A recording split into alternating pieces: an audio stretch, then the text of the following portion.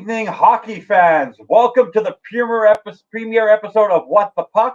I'm your host, Evan Posner, also known as FinSpot, and I'm honored to be with my buddy from Tampa Bay, Josh Kimmel. Welcome to the premiere episode of What the Puck. What's going on, buddy? What the puck is going on with you? This is awesome, man. This is awesome. I can't wait. Premier hockey show on the Finstock Sports Amazing. Network. Who would have thought? I know it's amazing. We're gonna be guys. It's the best. We're gonna be talking about the Stanley Cup Finals between the Montreal Canadiens and Tampa Bay Lightning. Wait, that was 2020. That was 2021. We're about 2 years too late. We're actually here to talk about all things hockey, but obviously we're here to talk about tonight, the preview tomorrow night at 8 p.m. between the Florida Panthers and the Vegas Golden Knights. Two towns I cannot believe are in the Stanley Cup Finals. One's a Cinderella story. One's a story that's been very successful as an expansion team, and has the second time attending the Stanley Cup Finals. But you want to know what? These teams have really proved that they belong in the Stanley Cup Final. But just amazing, these two desert and tropical towns are in the Stanley Cup Finals. It's absolutely amazing. It's a lot of fun. Yeah, it is. And in Vegas, I'm excited for the Vegas shows out there, the pre-shows, all the atmosphere. I'm excited for that. I'm curious to see what Florida's going to do on their end in Sunrise. I've been to that arena. Oh boy. Yeah. They need to spice that thing up a little bit. Even on TV, it comes through the television. But I'm excited to see the whole Vegas atmosphere. Matt, who would have thought the Stanley Cup is going to either be in Miami or Las Vegas? Amazing. That's insane to me. I think it's great. Being the fact that I'm from Montreal, Florida's actually my second home. So when I was really young, just to give a little background, even though I'm a big hockey fan, when I was 12, 13 years old and the Panthers had come into the NHL, I wanted a Panthers jersey because I was also really associated to Florida. I wanted the gold helmet like John Van Beesbrook. I was a fan of Ed Jovanovski and Scott Mellenby and Ray Whitney and the team that they had. It was just a fun team. Doug McLean was their head coach. It was just a cool thing to have Florida have a hockey team. The location of the arena is one thing, like you said, it's in Plantation, Florida. It's in an area near Sawgrass Mills, which is you don't think there's hockey there. But the fact that they're winning, it's one of those sort of towns, like with Tampa, with the Rays. Like if you're winning, people will start to show up, and that's what's happening right now. And that's what's amazing about it is that, and this is a team that last year was one of the best teams in the NHL, and they struggled. Now they built themselves for the playoffs, and they have knocked out every possible team. Every expectation, they didn't stand a chance. And it's just amazing. And we'll go through all the stats and everything, but it's amazing. And then Vegas. They've gone through their sixth year, their second Stanley Cup final. I think it's their fourth Western Conference Finals. They've changed their coaches a couple times, but they still keep on winning. It's amazing. It is amazing, man. And go back to Florida in the atmosphere. Winning changes the city. I've seen it here. First and foremost, as just look at any sports team in Tampa. The only loyal fan base in Tampa Bay, honestly, is the Lightning. Yeah. Because they've been good for so long, and plus it's a great ownership and great team. But if you look at someone like the Buccaneers or like the Rays, nobody goes when they lose, and everyone goes when they win. So the atmosphere down there in Miami, I'm sure that those people are hopping, they're freaking hot, and I bet you they're sick of hearing hockey doesn't belong down there because for the longest time that was here in Tampa, for the longest time, and it still goes on. In the Toronto series, I was taking a lot of heat on Twitter. You don't know hockey. You're from Tampa, and because I'm in there complaining about all the bad calls. So I guarantee these Carolina Panthers, these Florida Panther fans are sick of hearing it, and I'm sure Vegas is sick of hearing it too. Oh, for sure. But that you brought up a great point, and we're going to get into it. But the ownership of Viola in Florida, building the arena there, like maintaining the arena there in Sunrise in that area, and then you have Foley in Vegas. That just makes great teams. If you have great ownership that's willing to put in the marketing dollars. But you're right. Like when you look at your team in Tampa, Lightning is really the hot ticket there because until Brady got there with the Bucks football, they couldn't even get on live national television. They were always blacked out. The Bucks. The Rays are just because of the location and then the indoor stadium. It just hasn't worked there because they're a small budget team. They're sort of like the Marlins in Miami, where until they actually start winning something big and they get to a World Series, you won't see the fans come out. We had that here with the Expos in Montreal. It was just one of those things where until you win, if you don't have a great stadium, you don't have a great arena, it makes a very big difference. But I'm really proud of the fact that they are at this point. Thank you, Josh Wingate, the other Josh, but I have the better Josh on the show tonight. I really appreciate it, though. But no, it's really great. You have to be able to talk hockey, to be able to add to the Finstock Sports Network, to be able to add other sports. It's just really great. And to be able to talk about these two unique teams the way we are very unique on this network is amazing. You know what I mean? So we can get into the show pretty quickly. I think let's talk about Vegas because I think they're the less underdog story of the group because they were tops in the Western Conference this year. I think their path was pretty good. I think they're 12. I think they're 12-5 in the playoffs. I think one thing that made them really key was they did a coaching staff change where they took Bruce Cassidy from the Bruins last year, who got fired, and they replaced Pete DeBoer, who went to Dallas, and they replaced him with Bruce Cassidy. I think he did a phenomenal job. But one thing about them is they're built. I think they're a playoff built team because I think they are hardened for the playoffs. They've been in the playoffs almost every single year since they've made it into the AHL, and that's really made a very big difference. But if you've been able to follow the playoffs, tell me what stands out for you with them, with Vegas. What do you like about them? Well, yeah, you nailed it around their head. The experience, experience in the playoffs in the NHL is huge. We've seen it with multiple teams. Florida's getting that experience now. Vegas has been their goaltending, their defense has been outstanding to me. Their poise, Aiden Hill, what a surprise. 900. I'm looking at the 93, .937 save percentage. I couldn't believe it. I was looking at it today. I'm like, he's number one, huh? He's number one. He's a rookie. I know. And I'm like, that's insane to me. And it shows me that they have some great defense back there, and they're not hanging them dry. They're actually helping them, picking them up, and they have confidence in them, and that's huge for me. On the other side, I guess we're not talking about. I thought I was going to do goalie matchups, but it's something on the other side where I feel like the other guy. I don't know how to pronounce his name. Sorry, I don't even know how to. Bobrovsky. Yeah, I don't even know how to pronounce most football players' names, so don't get off me. Bobrovsky. All right. But I'm the speller of the network. I pronounce it really well. Canadians pronounce it really, really well. So on the other side, like he's kind of shaky. He's been shaky throughout the playoffs his entire career, so it's hard to trust him. But on the other side, the rookie that he needs to show up, I believe, because man, this Florida team can score. Yeah, I know. For me, Aiden Hill, he sort of reminds me of 2006. Where it was actually against the Montreal Canadiens back then, where they had the Carolina Hurricanes had a team that was really built for the playoffs, and they had a good goalie at the time who had a great year. His name was Martin Gerber, but he struggled, and in Game 3, they pulled him for an 18-year-old Cam Ward, and Cam Ward led the Carolina Hurricanes to the Stanley Cup and won the Conn Smythe as an 18-year-old. Aiden Hill has a mountain to climb against Sergei Bobrovsky. Sergei Bobrovsky was actually not the number one goalie. He's taking $10.5 million. But Alex Lyon and Spencer Knight were actually in the pecking order for him, and it's only because as a result of an injury to Lyon and the struggles he had a little bit against Boston that Bobrovsky came in. But this is why they signed Bobrovsky, and this is why they believe that all the money they're spending on him, this is why they brought him here. And I'll tell you an interesting story when we get to the Panthers after. But I think for me, when you look at it, you look at their team, and they're really the one thing about I'm going to go over it a little bit, and you'll see it. The Vegas Golden Knights on offense are really 4 deep. When you look at their offense on one line, you have Eichel, Marchessault, and Barbashev.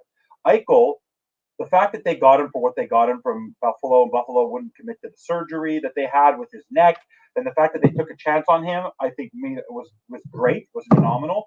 Eichel's had a bang-up year. He's been a star. Marchessault's been there since the beginning. Barbashev is an up-and-comer. And then you look at their second line. They have Chandler Stevenson, who's been there since the beginning. Brett Howden and Mark Stone. Mark Stone has been with Ottawa, now with Vegas. He's just a grinder. He's sort of that Matthew Tkachuk on that team where he plays all 3 positions. Then you have William Karlsson, Amadeo, and Riley Smith. Riley Smith and William Karlsson have also been there since day one. They were drafted in the expansion draft. And you have Watt, Carrier, and Colasar. Like those are also players. They're very loyal to their fan base, to their team. Since the start, they have not been traded. They don't trade around their core players, which is great. And on defense, you look at it: Alec Martinez, Pietrangelo, McNabb, Theodore, Whitecloud, and Haig. Like you're looking at all. That's why you don't have to really worry about Aiden Hill because there's a consistency with their team.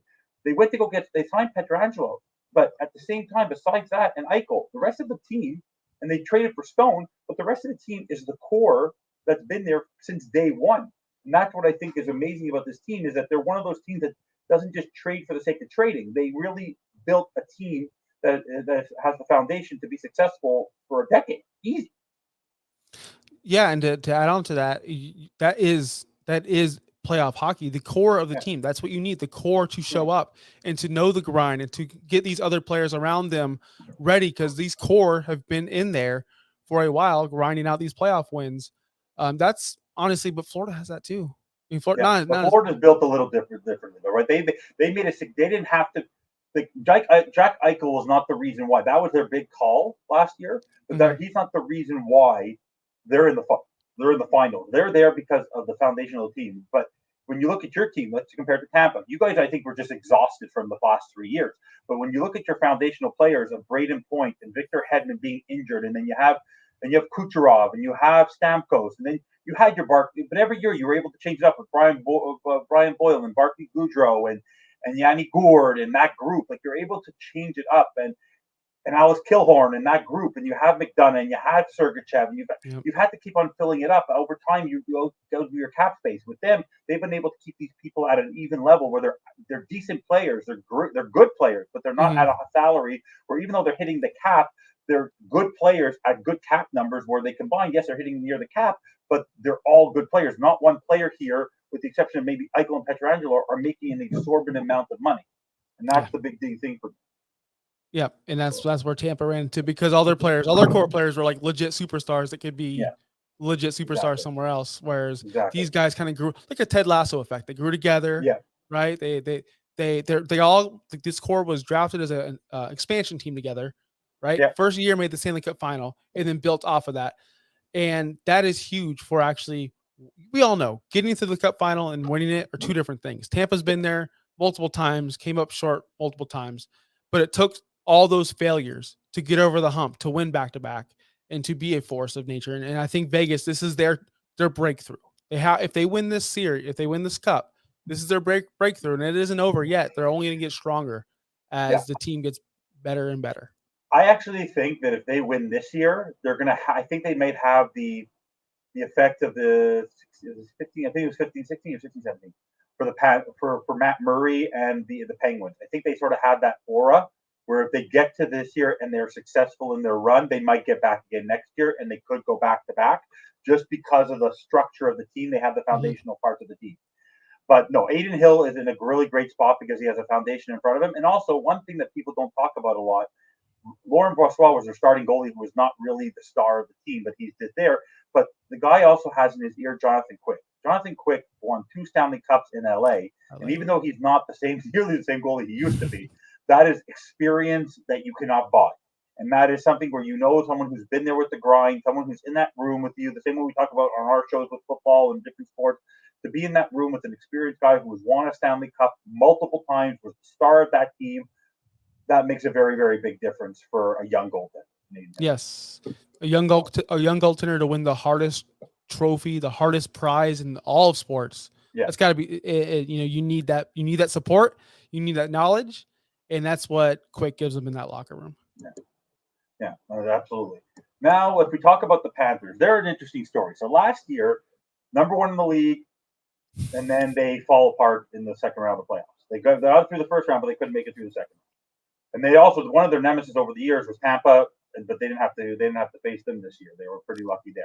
They're built a little differently. So last year they realized they weren't built for the playoffs. They were built for skill in the regular season, sort of like the Maple Leafs, where they don't have the sandpaper of that other teams need. So when you go over there, so they made a very, very big trade last. They did a couple things. They got rid of their coach because Andrew Brunette could have maintained it. There was a whole thing with Quenneville and all that. And then they had Andrew Brunette. Andrew Brunette now is going to Nashville. He took a year off, but they took a chance to Paul Maurice, who's been in the league, I feel, as long as I've been alive. The guy had his first coaching when he was in his early 30s, and he's still going strong. And he's a really amazing coach, really, really great coach. Amazing guy to watch. Love watching his press conferences. But they realized that even though Jonathan Huberdeau was and Mackenzie Weegar was a good player, but Jonathan Huberdeau was a leading scorer, even with Barkov on the team, for 3 consecutive years. Had 85 assists last year.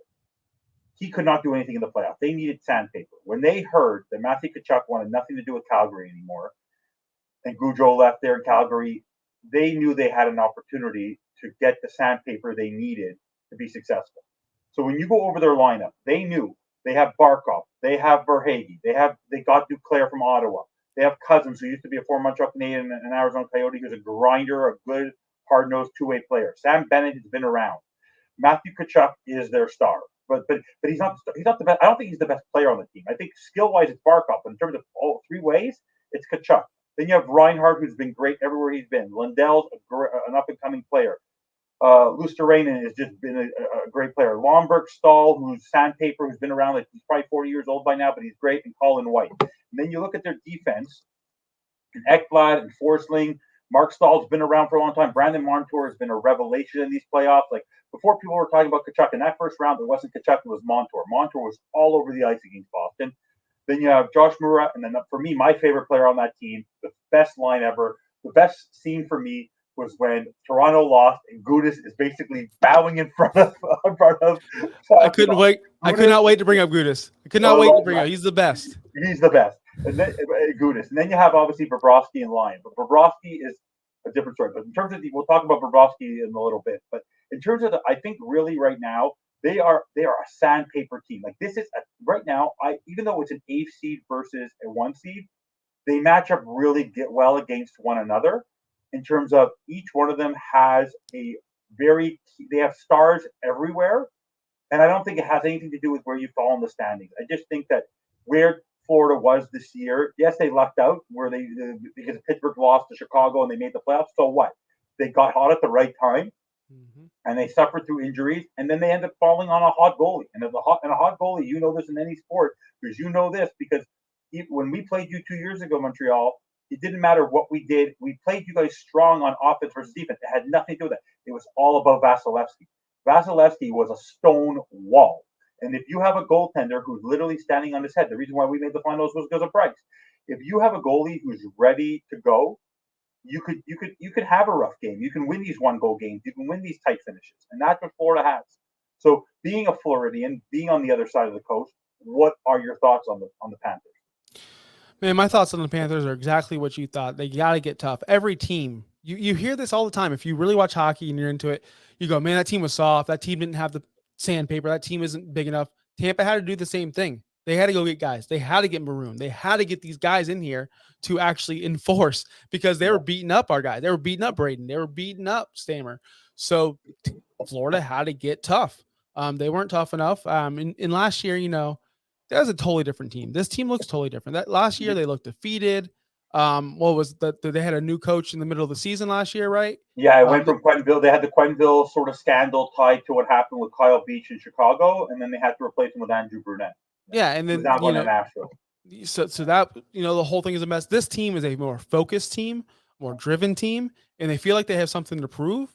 And I do, last year's they lost to Tampa, and I remember I was there and Sunrise with the walk off, as I call it, with the 0.4 seconds left, the Tampa scored and to win the game, and I'm like, oh God, is Florida ever? In my eyes, right there in that moment, I'm like, Florida's either going to be the worst team in the league next year, or they're going to fucking win the cup. And they really bounced back and took that and grew this season. I feel like they just need to put up points. They need to score. If it's a high scoring game, they're going to win this game no matter. They're going to win more games than they lose. Yeah. No, for me, actually, to give you the perspective, if you compare it to what we do in football, because we're both Dolphin fans, it's sort of like the Florida Panthers are still yearning. They don't talk about the Panthers of the last couple of years. Same way in football, we talk about Marino, and we're still learning to the days of Marino. All people can talk about in Florida right now is to talk about Van Beesbrook, to talk about Mellenby, and talk about the years of the '90s. Like it's like they need something, right? And they honestly they want to have they are ready for this. They want to be known as the top team in Florida right now. Especially, you want to know what this year I think is going to be an amazing year being a Floridian in terms of being in South Florida, between what's going on with the Heat, what the Dolphins are building towards this year, between the Panthers, what happened with FAU, what happened with the University of Miami. They want to be part of that party. And I think, you want to know what? They went into this playoffs with no expectations, and that's the best way to go in. When you don't expect, the same way we did it 2 years ago, you guys had the pressure as well. Like you guys needed to consistently show, because you guys were in that window with your star players. You know what I mean? So what are you right for me right now? They just were very, very smart with how going to get Chuck, because he was that grinder they needed. Yes. They got the right coach, an experienced coach in Paul Maurice. And they have, also they have a key cog. If you ever notice when they win their games and they go up there and you see Bill Zito, who's their GM, and you have Julian Breezeball, who's a former Canadian and a great guy, is Luongo. Like they have the guys, they have experience, they have foundational people around them that are there to support them and guide them. They have a great ownership, as you've talked about, and that's what makes them great. I think that's the best part. That's the most fantastic part about this final. Is I'm very proud of the two teams that are in this final because they're showing that hockey can work anywhere, and that players want to go play. It helps if taxes are so high in either place, but at the same time, it's fun. For me, as a huge hockey fan, it's great to be able to see that different towns can be successful, right? Like I don't like when people rip Arizona all the time. I want them to be successful. I want teams to expand. I want places to be good. I don't want to see the Rays suffer. I don't want to see the Panthers suffer. I want teams to be successful wherever they are, and that's the most important thing. You don't want a team to go there and fail. That's not the goal, right? We're all fans of the sport. We're fans of our teams. We're also fans of the sport. So for me to have a team in this area is only going to build up the market, build up the recognition of hockey, especially in South Florida and in Vegas, and that's a great thing. I don't think there's no loss towards this. I was talking to Wingate on Beer and Sports on Monday night, and we were talking about the other finals with the other Miami team. Yeah. And I, it's a big thing. If you turn on ESPN, you might as well call it the NBA network because that's all they talk about. You turn it on any sports radio show, it's all they talk about is the NBA. I'm sitting here thinking, I don't know who the MVP I don't know what Jokic is. I don't know what he looks like. I don't know. And Josh is like, how's that possible? And I'm like, well, do you know what Austin Matthews looks like? Do you know who, do you know Connor McDavid? Yeah. No, you don't. But they're the greatest hockey players in the world. And you don't know. You just don't know. So what I want to expand on your point is when Phoenix gets good, when Florida gets good, when all these fan base in Nashville, Smashville over there, when the sport grows, and then they'll stop getting on these crappy networks, and we'll see, and we'll know who a Connor McDavid is, and we'll know who these players are, and that's what we want from the sport. We want the NHL Stanley Cup Final to be it's the greatest tournament in the world. We just want more people to talk about it and have more fun with it, and that's what we want. Absolutely, you're 100% right. It is the hardest trophy to win in sports. It's a grind for close to 3 months, and trust me, I play hockey. It's the hardest sport to grasp because it's not just like riding a bike. To put you're running, you're skating on blades while being able to play with a puck, and you have to be able to lift that puck. You have to get two guys with pads. You're wearing pads. It's just, but it's such a fun sport. There's like, for example, you can go in a basketball game, you can get up, you miss a shot. A football, there's time. Hockey, it's the speed of hockey right now is amazing. The skill set of these guys is amazing, and people should just take the time to watch it because it's just there's nothing more edge on your seat than an overtime in a playoff game. It doesn't know what to do. Trust me, being a Canadian, watching Toronto this year win their series, they literally thought they won the Stanley Cup by winning one round because just to get over that hump, that Toronto off your shoulder, the Maple Leafs, losers. I hate them, but to get that monkey off their shoulder, it's like they thought they won the Stanley Cup, and that's why I think they didn't suffer. That's why they struggled, is because it was a huge letdown. The one thing about the Panthers, though, if you think about it, they were down 3-1 against Boston. Since then, they've lost one game. Yeah, they've lost one game to Toronto and that wasn't. It was just not. They played for that game. They've gone through Carolina, that was supposed to be a juggernaut, second best record in the league. They went through Toronto, that had the core four of Nylander, Tavares, Marner, and Matthews. But the reason why they're so good, and we talked about it, is they had that factor, and that's Bobrovsky. If you have the opportunity to look at Bobrovsky while wearing his pads, the guy is small. The guy looks like should be an athlete. The guy is a stick figure. He announced once that he loses 15 to 20 pounds a game with the way he plays goalie. That's because impossible. He stretches so much, and the guy weighs maybe $160. He could be $145 by the time the game's over. The way the guy plays, because he puts so much effort in and exerts so much energy. This is the reason why he's won the Vezina Trophy twice. Like whether they have Kachuk, he is the core for them. He's the heartbeat of the soul of the team. Like when they won that the quadruple overtime game, he came back the next game. Carolina had to switch from Anderson to Ranta. Like that's the thing for me. Is he's playing on such a high that he doesn't want to get off of it. But the key question I want to ask you before we get into the predictions and talking about which team has the strength in all the different positions for tomorrow. What do you think do you think there will be a letdown because you've gone through this with Tampa, I'm sure in many playoffs, but the fact that they've been off for almost 11 days before the next playoff starts, and Vegas has only been off for about 5. What do you 4 or 5? It was Monday night, so it'll be 5 days. 5 days, so it's almost double the amount of time. Well, how do you feel that's going to affect Florida in this first game? They're going to be sluggish. I'm telling you that right now. I have a feeling that Vegas is going to be hyped for this game and Florida is going to be sluggish. And we all know that first 10 minutes matters so much. So especially in game 1, you want to get that first goal. You want to be hot. You want that momentum. They better come out freaking hot, because I'll tell you what, a lot of rest and too much rest. And I was going to complain on the show tonight. I can't believe how much rest we have. I cannot believe how long I thought the series should have started either last night or tonight. They didn't do last night because of the NBA. But they should have done it tonight. Yeah. That's a misfire right there. But they wanted that Saturday night. I get it. Hockey night in Canada. They want hockey night. They want the so-called hockey night in Canada. I get it. I understand. You know, it happened in Tampa. Tampa had to take a long this year actually against Toronto, and it pissed everyone off here because they get an extra rest because whatever. But they want that. But I get it. It's like having a Sunday night football here. It's like I 1000% get it. But damn, that's a lot of time, and Florida's going to struggle. And you know, Vegas. It's the story of we've all known this story. We've all known this story. The team that rests versus rust. You know what usually wins. Yeah. What usually wins. Yeah. I think I usually use. I think rust loses most of the time. Yeah, but I do believe though that's why Bobrovsky is such a key factor, because I think he's going to get late in the first 10 minutes, and if he stands on his head, Vegas is going to be in for a rude awakening with Florida potentially, because if he gives them the confidence that he's in this series, and then he hasn't been affected by this layoff, I think guns are blazing.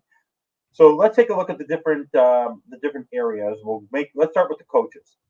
Who do you think gets the edge? Do you think it's Cassidy or do you think it's Maurice? Who do you think has the edge heading into the playoffs? Who has the better coach for this upcoming playoffs? You know, this is difficult for me because I'm just gonna be honest with you. I don't know, but what I do know is one coach had to coach an 8 seed and go through the gauntlet. Like they had to go through the John Cena, The Rock, and then like Hulk Hogan. Like they had to go through literally and then that takes coaching. That takes talent. That takes a lot. Where Vegas didn't coast. They had tough matchups, but nobody had a tougher road to the Stanley Cup final than Florida. So I'm giving the edge over there strictly on that. That alone. I 100% agree with you. Bruce, you beat the best regular season team of all time. This used to be. Well, they only played 78 games that year. They only played 78 Tampa didn't have it the year they got swept by Columbus? No, the best before them, it was what did Tampa have? Montreal, and then it was Detroit who had that 60-win season. But in terms of actual number of points, it was Montreal in terms of number of points. Yeah. But no, for me, Bruce Cassidy is a phenomenal coach. Jim Montgomery did a good job. I believe that Bruce Cassidy was the right coach. That's why they dropped the board. And I think he's a phenomenal coach. But Paul Maurice is hardened. He's been in a lot of markets. He's been in the league a long time. He took a team that's had to find its way, a new skill set, and they almost didn't make the playoffs. And to be able to find a way, being down 3-1 to Boston, to come back and win 3 on the road in Game 7, then go to Toronto, where he used to coach, and overcome them, and then Carolina, a team that everyone expected to destroy Florida, and that Florida was now sort of a letdown. Similar, because it sort of reminded me what happened in 2011 with the Montreal Canadiens, 2010, 2011, when we had a goalie back then by the name of Yaroslav Halak, who we used to have a stop sign. We were all walking around a stop sign. The guy was phenomenal. We got through Washington, then we got with Ovechkin and Backstrom, then we got through Pittsburgh with Crosby and Malkin, and then we got to Philadelphia and we crumbled. That's what I thought was going to happen here, and it didn't. And you wonder what? It's absolutely phenomenal and great, and I think Maurice gets the nod there. Now, let's talk about goaltending. Is very, very easy. Adin Hill, for me, is a story. He could steal a series. Good for him if he can, but it's the Bobrovsky show. If Bobrovsky comes, Florida wins. If Bobrovsky doesn't come, Vegas wins. I think it's a pretty simple. I agree. I 1000% agree with that. I also believe though, if the defense lets them down in Florida, I mean, we saw it. I mean, we see it all the time. You need that help up front. But yes. Yeah. So you're going to talk about the defense. So if you talk about the defense, And then there's actually a couple topics I'm going to talk about after, but I wanted to bring this up. But if we talk about the defense, who do you think has the lead? So I'll go over it for you. Ekblad, Forsling, Montour, Stahl, Mahura, and Gudis against Haig, Whitecloud, Theodore, McNabb, Martinez, and Petrangelo. Who do you think has the edge there? I would go with Vegas. I'm going to go with the Vegas on that one. I'm curious to see what you think because I think you're going to go Vegas as well. Mm-hmm. I just think they're more experienced, more just. There you go. It's the It's the unification. Yep. They've been pieced together. Mm-hmm. Montour's come in recently. Gudis has come in recently. The only stable point has installed is an old goat right now. It's really been Ekblad show for years as a former number one pick. Petrangelo's been a star there. He's been through a couple playoffs with them. He's won a Stanley Cup. But Martinez, McNabb, Theodore, Whitecloud, and Haig have been together forever. If you talk about Vegas' history, so yeah, I think that's they're the wall. That's why Adin Hill has been successful is because of that Vegas wall. Mm-hmm. And I think that's going to make a very big difference. It's going to be very tight series. Not a lot of goals are going to be scored. I think that's going to be that's a common theme. The core versus this other. I think that's going to be a common theme throughout. Yeah, and then where do you? This is good. I think I'm going to shock you with this one, but in terms of, I'm talking about. Let's talk about. I'll frame it. Overall offense. Is it Vegas or is it Florida? I think we might disagree on this one, but then I'll explain why after. I think I'm going to go Florida. Okay, why? I think I'm going Florida because the X factor in my mind, which you said he wasn't the most skilled player, but Tkachuk, I think he's the most driven player right now on the ice. I think he's a shoe-in. If Florida wins the Cup, he's obviously the MVP of the Conn Smythe. I think he's been there in every single clutch. Think about any single clutch goal. Who's it been? And I hate, and I'd say superstars lead teams, especially in the NBA. NHL, not so much, but they can take over a game. We've seen Kucherov do it. We've seen players do it. Malkin do it. We've seen many Ovechkin. So I feel like if he's on fire, and he's making all the critical goals and having the critical, timely shots on net, that's the best offense right there. Overall, I think, and we'll get to it, I think Florida has the best player on the ice, on forward position. But I do think that Vegas has the best overall core. The reason why I'm going to say that of offense is because down the middle and Eichel, Stevenson, Carlson, Noah, like I said, are great great players. Eichel's been the key that's been added as the number one center against Barkov. But if you look at it, when you compare, it's the running of the four lines. Lomberg, Stahl, and White are okay players, but they're not scoring. But Waugh, Colasar, and Carrier are scoring in these playoffs. So to run four lines, if they Waugh, Carrier, and Colasar can end up making a very big difference in the series. If Stahl, White, and Lomberg are pedestrian in this series, so I believe Tkachuk's the best player on the ice right now in the playoffs. I think he's the best player overall right now. But Eichel and Stone are great players, and so is Marshall. But overall, yes, Tkachuk is the best player on offense. I think he's the best player on the ice, but I don't think. But right now, I think that's the one area is that fourth line. It sort of reminds me when you guys had Goudreau. You can do it. So who was your third line when you guys struggled in those 2 years? You can do it for me. No, I'm not going to do it for you because I don't like to think about it. But it's seriously, Goudreau. I think was Killorn on that line. No, it was Goudreau, Gourde, and hey, you don't talk about that guy, all right? You don't talk about him no more. I think Gourde. It was Barkley, Goudreau, and what's his name? Oh crap! Who was the other guy? Who was even better? Braden, not Braden. Not him. Let me ask you this. He'll come back to me. Let me ask you this, because Tampa they switch out lines, and I'm talking about Florida as well. I'm going to talk about Florida as well. Yeah. When something's not going right, Cooper doesn't. He changes shit all the time. It doesn't matter, right? Is Florida going to be that team where if they're struggling, they're going to go ahead and mess with their lines and get everything? Or are they just going to stick with the path? I think they're gonna. I think what they might do is they'll switch it. What they would do is they would move Duclair down and they move Tkachuk up to play with Barkov and Verhaeghe. That's where I think they would do. Or they move Reinhart up to go play with Barkov and Verhaeghe, and they'll drop Duclair to play with Waddell and Lesterainen. I think that they're going to keep Bennett and Tkachuk together.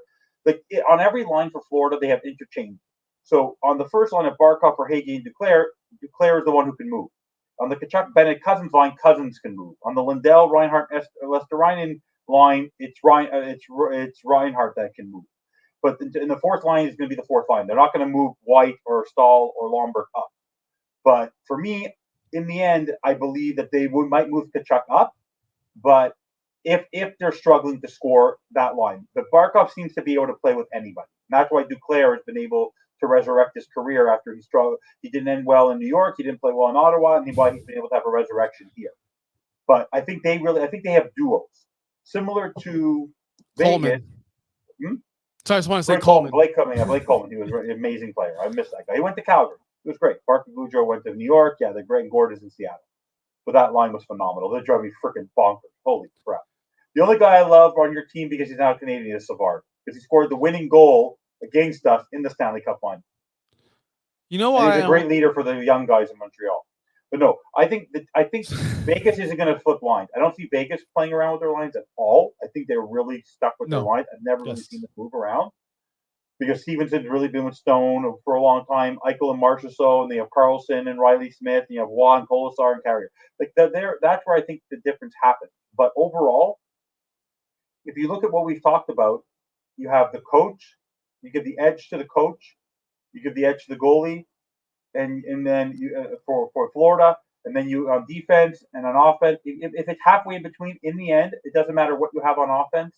Doesn't matter what you have necessarily on defense. If you have the goalie and the coach in these playoffs, you know this better than anybody. You had Vasilevsky and Cooper. It didn't matter who anybody else faced. Those two were house money for Tampa, and that's what I believe when we talk about predictions. I might shock you, I may not, but at this time, I think that's going to be a very, very, very big difference in terms of what goes on. Right now, for you, I just wanted to ask. Do you see this being a long series? Like, for example, does Florida, here's a good question, does Florida need to split in Vegas in order to stand a chance in these playoffs? Florida needs to win Game 5 to stand a chance. I can see it going. I don't think they need to split. If they lose 2 at home, they win 2 at home. 2 away. Yep, 2 away, lose 2 away, win 2 at home. Game 5, that right there, they need to win that game. That's important. Because if they lose that game and they're down 3-2, you're going back to Florida, you're demoralized, the fan base is going to be upset, the whole negative energy, trust me, I've been there, is going to be just around Sunrise, a whole negative cloud.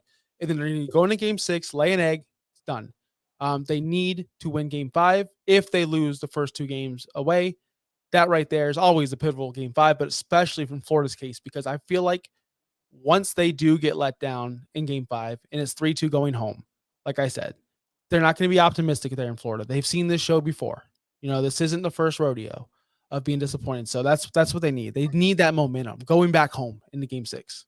Yeah, I do 100% agree. I think, like you said, we talked about the experience factor of Vegas, and I think the one thing for me that makes also a very big difference is if it's a tight game, if it's low scoring, 2-1, 3-2, that gives the edge to Florida. Vegas has had lots of games where they've won by 2, 3, 4 goals. Florida's not that kind of team. So if it's one of those games where if Florida loses the first 2 games tight, I think they're still okay. If they get demoralized and they lose a 5-1 or a 4-1 or a 6-2, I think that might demoralize them a little bit because it might put a chink in the armor of Bobrovsky. Sort of how it happened with Price against Tampa in 2021.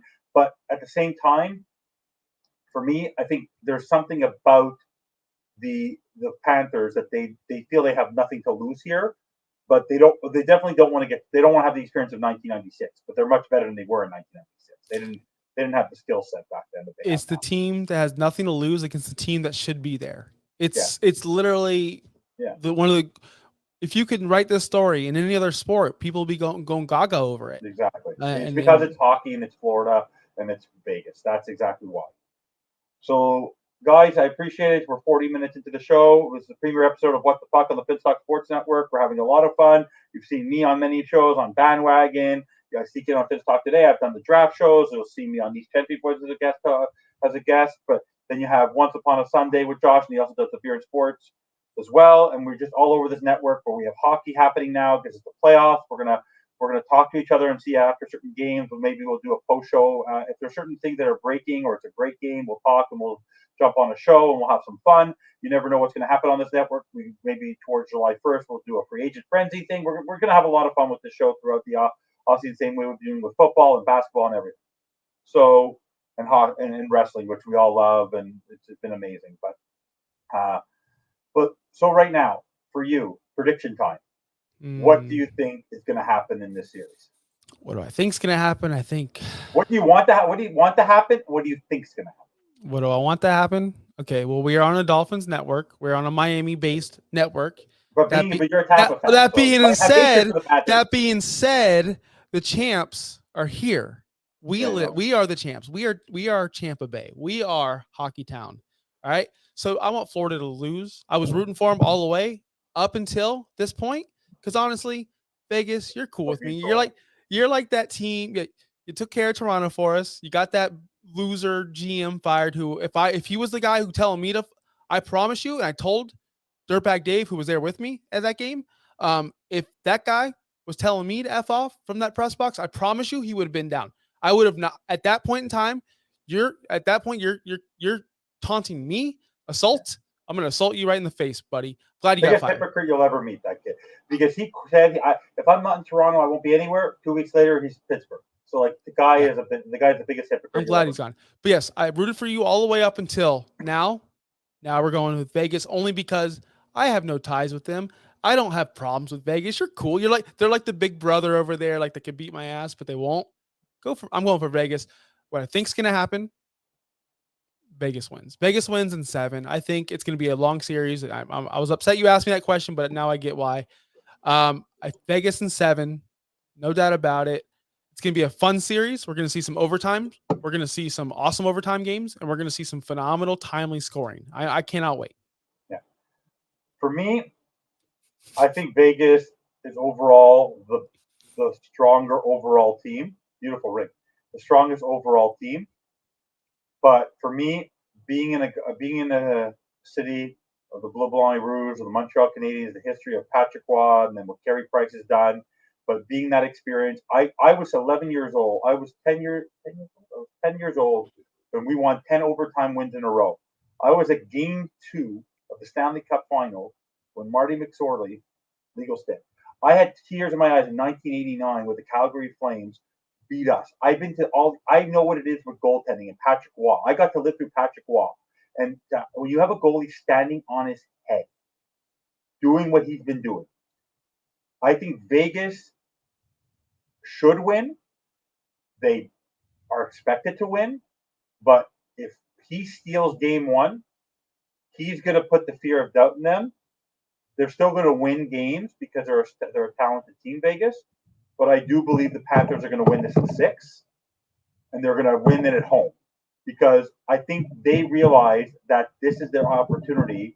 Because I know this now, Kachuk has had a great year, but sort of what we experienced in 2021, it was our last gasp with Shea Weber and Carey Price, and now we don't have either really. And for Bobrovsky at $10.5 million, he's 34, 35 years old. He's not going to be able to repeat this again next year. This is for him a make or break, and I think he knows it for him because if he struggles in this series, no matter what he's done, it's always this in sports. It's what you've done for me lately. Mm-hmm. And Spencer Knight and Alex Lyon will be starting next year. If he wins, it's his job for the next until he wants to retire. If he doesn't win, he's not the goalie next year, unless he stands on his head and it goes to 7. But they lose 2-1 games, 2-1, 2-1, 2-1. He might still win the Conn Smythe and pull a San Sebastian Giguère when they lost to Jersey back in 2003, and he won the Conn Smythe because he was stood on his head. For me, because I don't have a stake in Tampa, I appreciate your team. Being a South Florida guy, that's my second home, which I'll be in 3 weeks. I'll be there in about 3.5 weeks. I want Florida to win. I think Vegas is a great team. I won't be upset if Florida loses, but I want them to win. I want something good to happen to South Florida in hockey. It just I remember being that guy wearing this ugly blue and red and this ugliest. I had this long coat with a big panther on it. It was the ugliest thing in the world, but I thought it was the coolest thing in the world. Mm. And being the fact that we are on the Finstock Sports Network and we're Dolphin fans and all that kind of stuff, and we're Heat fans and all that, I just want the Panthers to be a winner.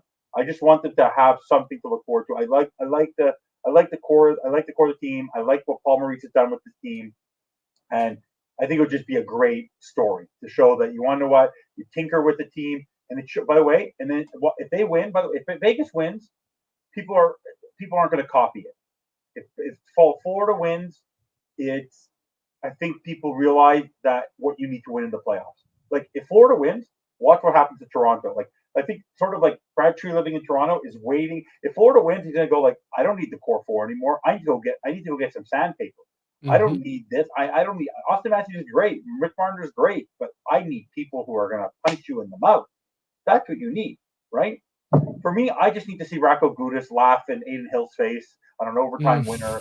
But right now, who's your if you had to make a choice right now on either team, but who is your Conn Smythe winner on the Knights, and who's your Conn Smythe winner on the Panthers? Panthers, Tkachuk all day. There's no question about it. Why not Bobrovsky?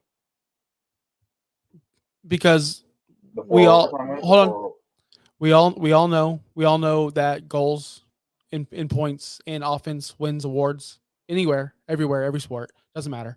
And yes, the overtime winners. Yes, of course. That's why. And look at this. If he scores one more overtime winner, it's his in the bag. Yeah, and like I said, and we all like points. We all want to see scoring. Goaltending's fun. Hell, we have the best goaltender in the world here. But guess what? I love to cheer a Kucherov goal more than I like to cheer a Vazzy save. I honestly do, because it's more fun. So I get it. You actually made a good point. By the way, the reason why Vegas has been so great this year, you actually brought it up, is similar. They actually had to pull a similar stunt that you did with Kucherov with the cap, because the cap doesn't count. The Kucherov came back, bro. I'm just kidding, but I'm just saying the cap doesn't matter. That happened with Stone, right? It is exactly what happened with Stone. They brought him back, and it didn't count against the cap. You know what I say about that? I say number one bullshit. That's what I say. I love that. Remember when he did that? That was phenomenal. Of course I do. I use that GIF like every day of my life. What are you talking about? I say this same statement every day of my life. I think with Vegas, by the way, it doesn't matter who's the best player in that series. I think it's Eichel all day. I think it's Eichel. It has to be Eichel because they're going to say they won because they traded for Eichel. That's just what they're going to be. They're going to say he was the cog, he was the missing link. It wasn't Pacioretty, it was Eichel. That's what they're going to say, and I think that's what's going to end up happening.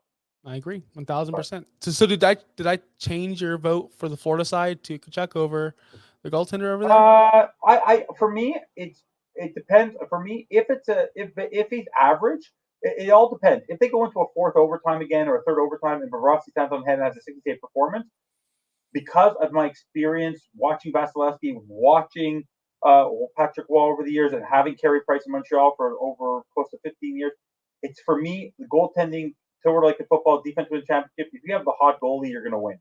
But Tkachuk has done something for this team where that Bobrovsky couldn't. I think they're still in the series, but Tkachuk basically bet on himself.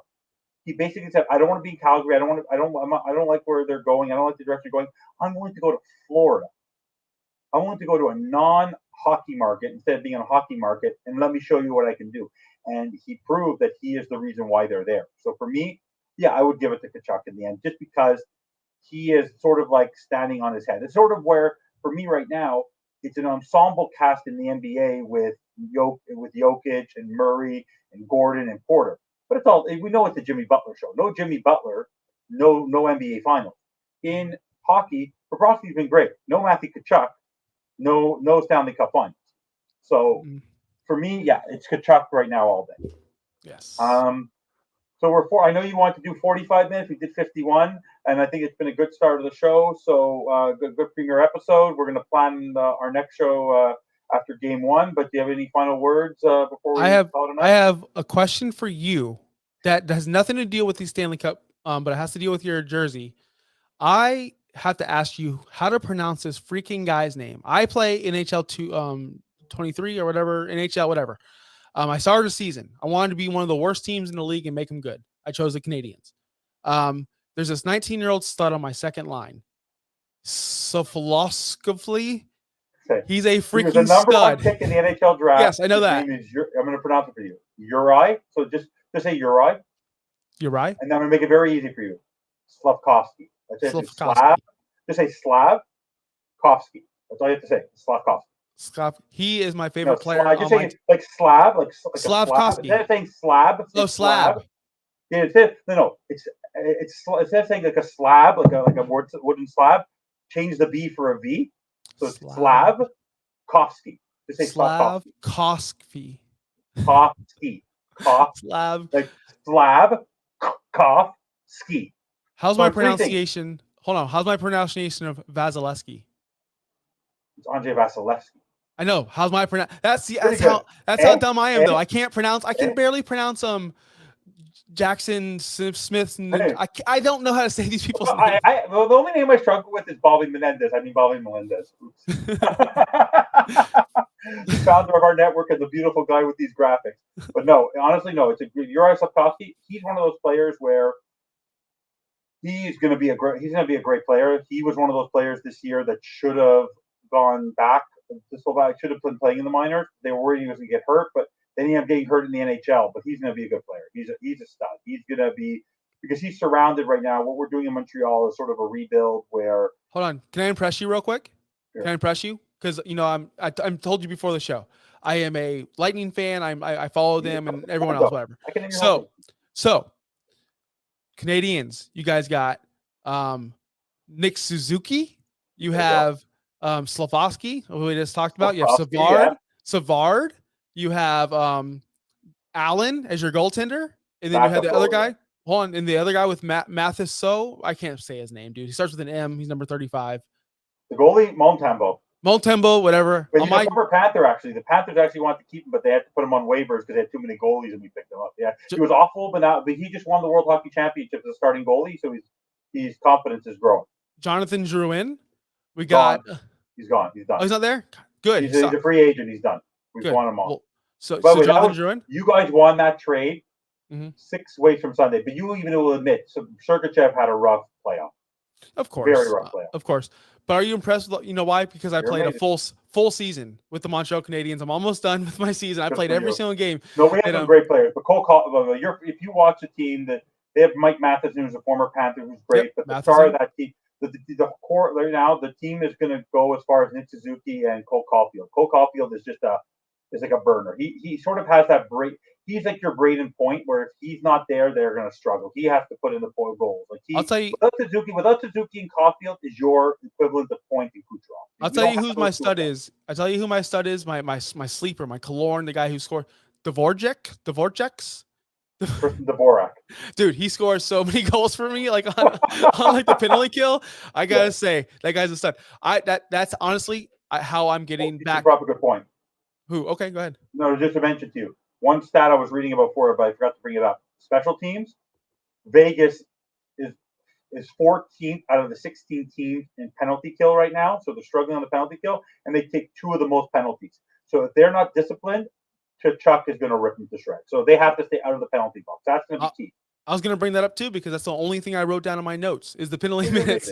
Yeah. So we forgot the special teams portion of this, but you're right on that one. Well, the special teams in the playoffs, it's hard to predict because go back to 2011 when the Bruins beat the Canucks. They were the 30th ranked power play in the NHL the entire year. They could not score the playoffs. They were just amazing 5-on-5. But the one thing about this series, though, a lot of these playoffs, for me, the special teams has not been such a factor in the playoffs, except for now in the finals. It's going to make a very big difference. If you make stupid penalties, these teams are going to make you pay. The other series, I think you could sort of make it back, but the playoffs, it's a pressure cooker. You know that. You've been there for multiple years with Tampa. Even when your team was expected to win, I'm sure you were on the edge of your seat. It's nothing like it. Exactly. So I appreciate it, Josh. It's a pleasure to be doing the show with you. I hope to do many, many more shows. The first of many on the Finstock Sports Network. We got What the Puck tomorrow. If I'm sure he's feeling better. Wait till you guys see what Bobby Melendez looks like tomorrow. Holy crap! Just cover your eyes, guys. Cover your eyes on Finstock today. Then we have lots of other stuff going on with Once Upon a Sunday, the Beer and Sports Podcast. We have Real Talk Finstock. We have No Holds Bar. We have Fast Break. We've had Bottom Up Fins Up happening yesterday. And then sooner or later, now that June 1st is happening, I'm hoping I can do back-to-back shows next Thursday. I'm just double-checking with Michael Vogel. We'll be back with the Fins bandwagon leading up to No Holds Bar next Thursday. We want to split it up a little bit post June 1st. We expect, you don't know what's going to happen with Dalvin Cook. You don't know what's going to happen with all these other players, but that's for another week. We have a lot of great shows happening on the ORF. Don't forget to like and subscribe. We're not going to say Fins Up because it's not a football show, but I can just hold up and say Bleu Blanc et Rouge. The Lightning are great. The NHL is great. Watch this show. Hockey is one of the best sports in the world. It is the hardest trophy to win. And join us on this ride of the Stanley Cup Finals. Thank you, Josh. Thank you. I have to say bye-bye by going to click on the goodbye sign because I wasn't ready for it because I was so excited to be here with you. Where's the out intro? Outro. See you later Should have in had Latin. Bobby produce. Bye-bye.